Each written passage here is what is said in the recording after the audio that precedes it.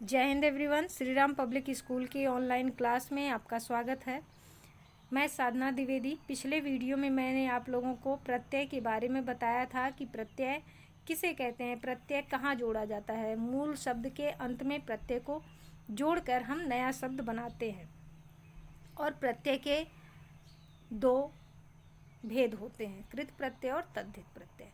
तो इन सब के बारे में मैंने आपको पिछले वीडियो में बताया था। आज मैं आप लोगों को समास के बारे में बताऊंगी कि समास किसे कहते हैं या समास क्या होता है। समास को इंग्लिश में कंपाउंड कहते हैं। तो नए शब्दों की रचना करने के लिए जिस प्रकार किसी शब्द में उपसर्ग या प्रत्यय जोड़ देते हैं, उसी प्रकार किन्हीं दो सार्थक शब्दों को आपस में जोड़कर भी नए शब्द बनाए जा सकते हैं। जैसे नीलधन कंठ बराबर नीलकंठ, नीला है कंठ जिसका। यह शब्द दो पदों के मेल से बना है। इसमें पहला पद जो है वो नील है, जो कि विशेषण पद है, और दूसरा पद कंठ है, जो कि संज्ञा पद है। तो नील और कंठ ये दोनों शब्द मिल करके एक नया शब्द बने हैं। नीलकंठ शब्द इन दोनों पदों को मिलाकर एक नया शब्द बनाया गया है। तो पहला पद जो होता है वो पूर्व पद तथा दूसरा पद जो होता है उसे उत्तर पद कहते हैं। इसी प्रकार राजा रानी, हस्तलिखित, दशानन, बैलगाड़ी ये समास है। ठीक है। उपर्युक्त सभी पद राजा रानी, हस्तलिखित, दशानन और बैलगाड़ी समास के उदाहरण। अब समास से क्या तात्पर्य है? तो समास से तात्पर्य है संक्षेपीकरण, यानी किसी को छोटे में करके बताना। तो समास का अर्थ होता है संक्षेपीकरण। तो समास की अब परिभाषा ध्यान से सुनिए। दो या दो से अधिक शब्दों के योग से बने नए एवं सार्थक शब्द बनाने की प्रक्रिया को समास कहते हैं। एक बार फिर से आपको हम समास की परिभाषा बता रहे हैं। दो या दो से अधिक शब्दों के योग से बने नए एवं सार्थक शब्द बनाने की प्रक्रिया को समास कहते हैं। फिर है सामासिक पद। सामासिक पद क्या होता है? दो या दो से अधिक शब्दों के योग से बने नए एवं सार्थक शब्द को समस्त पद या सामासिक पद कहते हैं। यानी समास को सामासिक पद अथवा समस्त पद भी कहते हैं। तो अब हम आगे बता रहे हैं आपको समास विग्रह। समास विग्रह क्या होता है या समास विग्रह किसे कहते हैं? समास विग्रह समस्त पद के पदों को अलग अलग करना। जो समस्त पद बना है यानी जो समास बना हुआ है उसको जब हम अलग कहते हैं तो उसे समास विग्रह कहते हैं। यानी समस्त पद के पदों को अलग करना समास विग्रह कहलाता है। जैसे अगर लिखा है राजा रानी तो उसे हम कहेंगे राजा और रानी, तो वो हो जाएगा समास विग्रह। नीलकंठ, नीलधन कंठ, तो वो हो गया समास विग्रह। अब है समास के भेद। समास के निम्नलिखित 6 भेद होते हैं। पहला है अव्ययी भाव समास, दूसरा है तत्पुरुष समास, तीसरा है कर्मधारय समास, चौथा है द्विग समास, पांचवा है द्वंद्व समास, छठा है बहुब्रीहि समास। तो ये 6 समास होते हैं। सबसे पहले है अव्ययी भाव समास। अव्ययी भाव समास क्या होता है? ध्यान से सुनिए। अव्ययी भाव का अर्थ है अव्यय हो जाना। अव्यय आप लोग पढ़े होंगे। अव्यय यानी अविकारी शब्द, ऐसे शब्द जिनमें कोई परिवर्तन ना हो सके, जिनमें कोई भी विकार उत्पन्न नहीं होता किसी भी कारण से, उन्हें अव्यय शब्द कहते हैं। तो जिस सामासिक पद का प्रथम पद प्रधान और अव्यय हो वह अव्ययी भाव समास कहलाता है। अव्यय का सामान्य अर्थ है कि जहां लिंग, वचन, काल या कारक के अनुसार कोई परिवर्तन ना हो। जैसे है द्वार, द्वार। तो द्वार, द्वार, तो इसका अगर विग्रह करेंगे, द्वार द्वार तो समस्त पद हो गया, तो इसको अगर विग्रह करते हैं तो द्वार ही द्वार। आमरण, मरण तक। प्रसंगानुसार, प्रसंग के अनुसार। यथाक्रम, क्रम के अनुसार। यथामति, मति के अनुसार। यथा विधि, विधि के अनुसार। घर घर, हर एक घर में। यथाशक्ति, शक्ति के अनुसार। यथासंभव, जैसा संभव हो। आजन्म, जन्म भर। यथोचित, जैसा उचित हो। रातों रात, रात ही रात में। प्रतिदिन, हर एक दिन। बीचों बीच, बीच ही बीच में। हाथों हाथ, हाथ ही हाथ में। अनजान, बिना जाने। तो ये तो आपका हो गया अव्ययी भाव समास। अब इसमें जैसे देखिए द्वार, द्वार जो है उसको चाहे आप लिंग बदलोगे तो भी द्वार लिखा जाएगा, वचन बदलोगे तो भी द्वार ही लिखा जाएगा। तो ऐसे ही है। तो ऐसे जो शब्द हैं अव्ययी भाव शब्द, जिनमें लिंग वचन काल कारक आदि के कारण कोई परिवर्तन नहीं होता है, वही शब्द जो हैं वो अव्ययी भाव समास बनाते हैं और अव्ययी भाव समास कहलाते हैं। अब देखिए सेकंड आपका है तत्पुरुष समास। तत्पुरुष समास क्या होता है? जिस सामासिक शब्द का उत्तर पद प्रधान हो, जिस सामासिक पद का उत्तर पद प्रधान हो तथा जिसमें कर्ता और संबोधन कारकों को छोड़कर शेष कारकों की विभक्ति का लोप होता है, उसे तत्पुरुष समास कहते हैं। अब देखिए इसकी बनावट में दो शब्दों के मध्य के चिन्ह, मध्य के कारक चिन्ह को, के, का, के लिए, की, से, में, पर का लोप हो जाता है। और इसके जो है वो 6 भेद हैं। तत्पुरुष समास के 6 भेद होते हैं। इनका जो है वो कारक के अनुसार भेद किया गया, बनावट मतलब इसको जो बांटा गया है वो कारक के अनुसार बांटा गया है। देखिए सबसे पहले है कर्म तत्पुरुष। जब हम आपको कारक पढ़ाए थे तो बताए थे कर्ता ने कर्म को, तो दूसरा जो है वो कर्म है, दूसरा कारक होता है ना कर्म। तो ये जो पहला इसका है तत्पुरुष का पहला भेद जो है वो है कर्म तत्पुरुष। इसमें कर्म की विभक्ति को का समस्त पद में लोप हो जाता है। जैसे है देशागत। अब इसमें जो है देश को गया हुआ, इतना लंबा शब्द है, इतना लंबा वाक्य है, देश को गया हुआ, तो इसको हम को हटा देंगे, ठीक है, देशागत हो गया, इसमें से को गायब हो गया, देशागत। परलोक को गमन, परलोक गमन, को हट गया। यश प्राप्ति, यश को प्राप्त होता है तो को हट गया, यश प्राप्त। गांव, ग्रामगत, गांव को गया हुआ, तो जिसमें को हटेगा यानी को विभक्ति का लोप होगा वो कर्म तत्पुरुष होगा। करण तत्पुरुष। अब करण तत्पुरुष, करण में क्या होता है? से का लोप होता है। करण का जो विभक्ति चिन्ह है वो है से, तो इसमें से का लोप होगा। रेखांकित, रेखा से अंकित। जन्म रोगी, जन्म से रोगी।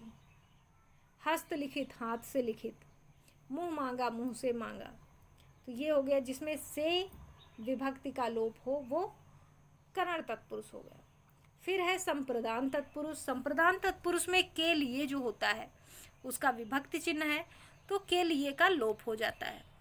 देश भक्ति, देश के लिए भक्ति। रसोई घर, रसोई के लिए घर। हवन सामग्री, हवन के लिए सामग्री। डाक घर, डाक के लिए घर। तो चौथा जो भेद है वो है अपादान तत्पुरुष। इसमें अपादान कारक के विभक्ति चिन्ह से का लोप हो जाता है। जैसा कि हमने पढ़ाया है कारक में कि करण कारक का भी विभक्ति चिन्ह से होता है और अपादान कारक का भी विभक्ति चिन्ह से होता है। लेकिन करण कारक का से का अर्थ है के द्वारा और अपादान में से का अर्थ है अलग होना। तो इस समास में से जो विभक्ति है उसका लोप हो जाएगा, यानी से जो है वो गायब हो जाएगा। देश निकाला, ये तो आपका समास है, और देश से निकाला ये विग्रह है। तो देश से निकाला, इसको अगर आप समास बनाएंगे तो वो हो जाएगा देश निकाला, यानी से जो है वो बीच से गायब हो गया। काम चोर, काम से जी चुराने वाला, काम से जी चुराने वाले को काम चोर कहते हैं। तो फिर काम से जी चुराने वाला, इसको हम समास विग्रह से समास बनाएंगे तो काम चोर हो जाएगा। पथ भ्रष्ट, पथ से भ्रष्ट, इसमें भी से गायब हो गया पथभ्रष्ट। पदच्युत, पद से च्युत, तो इसमें भी से गायब करेंगे तो पदच्युत हो जाएगा। रोग मुक्त, रोग से मुक्त।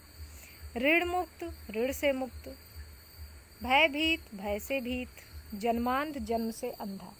यानी जितने भी ये से लगे हुए वाक्य हैं वो से को हटाकर समास बनाए जाएंगे। फिर है पांचवा आपका संबंध तत्पुरुष। संबंध का जो विभक्ति चिन्ह है वो का, की, के, रारी, रे है। तो इसमें का, की, के जो है उनका लोप हो जाता है।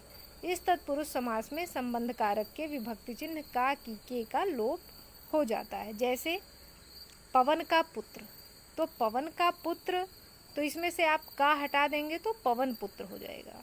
गंगा का जल, गंगा का जल में से का हटाया जाएगा तो गंगा जल हो जाएगा। राजा का पुरुष, राजपुरुष। तो जब भी आप समास बनाएंगे तो का लोप करके ही बनाएंगे। राष्ट्रपति यानी राष्ट्र का पति, तो का गायब हो जाएगा, राष्ट्रपति हो जाएगा। यमुना का तट, यमुना तट। राजा का पुत्र, राजपुत्र। छठा है अधिकरण तत्पुरुष। अधिकरण तत्पुरुष, इस तत्पुरुष समास में अधिकरण कारक के विभक्ति चिन्ह में पर का लोप हो जाता है। अधिकरण कारक का जो विभक्ति चिन्ह होता है वो में और पर होता है। तो इसमें होगा शरण में आया। शरण में आया तो में को आप गायब करोगे इसमें से तो शरणागत हो जाएगा। फिर कला में प्रवीण। कला में प्रवीण, में का लोप होगा, कला प्रवीण। नगर में वास, में का लोप कर दिया जाएगा, नगर वास। दान में वीर, दानवीर। घोड़े पर सवार, घुड़सवार। अपने पर बीती, आप बीती। तो ये तो आपका अधिकरण तत्पुरुष हो गया। अब तीसरा जो है वो समास का भेद है कर्मधारय समास। इसमें जो है कर्मधारय समास में क्या होता है, इस समास के दोनों पदों के बीच विशेषण विशेष्य उपमेय उपमान का संबंध होता है। जैसे नीले रंग की गाय, नील गाय। चंद्रमा के समान मुख, चंद्रमुख। या तो इसमें किसी की उपमा दी जाएगी या तो फिर कोई विशेषण और विशेष्य होगा, किसी की विशेषता बताई जाएगी। घनश्याम, घन के समान श्याम। काली मिर्च, काले रंग की मिर्च। सज्जन, सत हैं जो जन। नीलांबर, नीला है जो अंबर। महाराज, महान है जो राजा। परमात्मा, परम है जो आत्मा। नील कमल, नीला है जो कमल। चरण कमल, कमल के समान चरण। पीतांबर, पीला है जो अंबर। कर कमल, कमल जैसे कर। तो कर्मधारय समास तत्पुरुष समास का ही एक भेद है।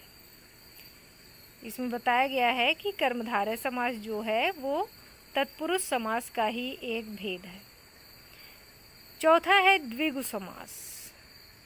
द्विगु समास में क्या होता है कि जिस समास में प्रथम पद संख्यावाचक हो, यानी संख्या का पता चले, और समस्त पद समूह हो जाए, वहाँ द्विगु समास होता है। जैसे लिखा है 9 रत्नों का समूह, तो सबसे पहला पद जो है यानी सबसे पहला शब्द जो है वो 9 आ गया। 9 जो है वो क्या है, संख्या है, और लास्ट में क्या है, रत्नों का समूह है। तो 9 रत्नों का समूह यानी 9 रत्न। 4 मासों का समूह चौमासा। 4 राहों का समूह या समाहार चौराहा। 9 ग्रहों का समूह 9 ग्रह। त्रिलोक, 3 लोकों का समूह। नवरात्र, 9 रातों का समूह। 8 आनों का समूह अठन्नी। 5 घंटों का समूह 5 वटों का समूह पंचवटी। फिर नेक्स्ट आपका आता है द्वंद्व समास। द्वंद्व का शाब्दिक अर्थ होता है जोड़ा। इसमें दोनों पद प्रधान होते हैं, जैसे पहला शब्द और दूसरा शब्द दोनों ही प्रधान होते हैं और उनके मध्य में और या अथवा आदि समुच्चय बोधक शब्दों का लोप हो जाता है। जैसे है पाप अथवा पुण्य। तो पाप अथवा पुण्य को हम जब समास बनाएंगे तो वो पाप पुण्य हो जाएगा और बीच में योजक चिन्ह लगेगा। राधा और कृष्ण, राधा कृष्ण। गंगा और यमुना, गंगा यमुना। राजा और रंक, राजा रंक। दाल और भात, दाल भात। सुख और दुख, सुख दुख। यानी जितने भी ये शब्द हैं इनके बीच में लिखने जो बात दोनों शब्द लिखोगे तो उनके बीच में योजक चिन्ह लगाना आवश्यक है। फिर आपका नेक्स्ट है बहुव्रीहि समास। बहुव्रीहि समास क्या होता है कि इस समास में दोनों में से कोई भी पद प्रधान नहीं होता है और दोनों पद किसी अन्य तीसरे शब्द का विशेषण बन जाते हैं, वे बहुव्रीहि समास कहलाते हैं। बहुव्रीहि समास में क्या होता है कि दोनों पद जो होते हैं, दोनों शब्द, वो दोनों ही मुख्य नहीं होते, प्रधान नहीं होते हैं। दोनों ही जो शब्द हैं वो किसी तीसरे शब्द का विशेषण बन जाते हैं, वे बहुव्रीहि समास कहलाते हैं। जैसे पीतांबर।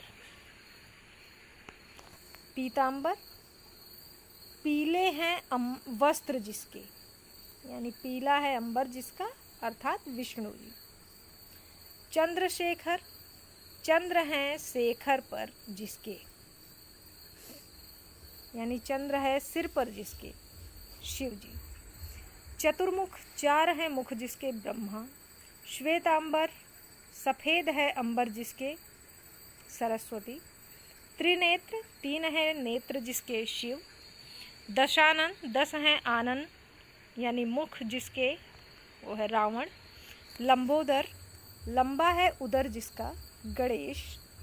चक्रधर, चक्र को धारण करने वाला, विष्णु। नीलकंठ, नीला है कंठ जिसका, अर्थात शिव।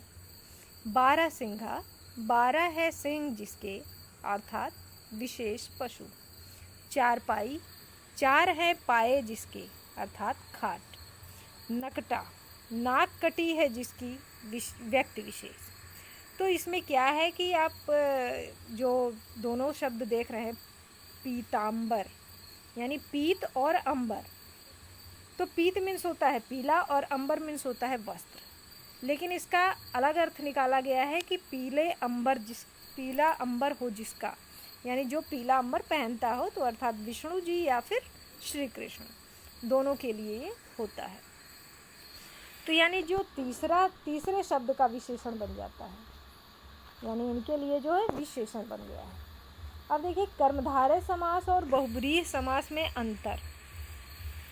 कर्मधारय समास और बहुव्रीहि समास में कुछ समानताएं होती हैं और फिर अंतर भी होता है। जैसे कई बार ऐसा होता है कि जब दे दिया जाता है तो हम समझ नहीं पाते कि ये बहुव्रीहि है या कर्मधारय है। कई बार विद्यार्थियों को कर्मधारय समास और बहुव्रीहि समास को पहचानने में संदेह उत्पन्न हो जाता है। जैसे पीतांबर, पीले रंग के अंबर हैं जिसके, श्री कृष्ण बहुव्रीहि समास है।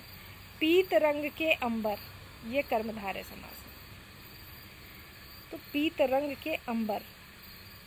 तो बहुव्रीहि समास में सामासिक शब्द समस्त पद के दोनों पदों में विशेषण विशेष्य का संबंध नहीं होता है। बहुव्रीहि समास में सामासिक शब्द के दोनों पदों में विशेषण और विशेष्य का संबंध नहीं होता है, बल्कि वह समस्त ही किसी अन्य संज्ञादि का विशेषण होता है।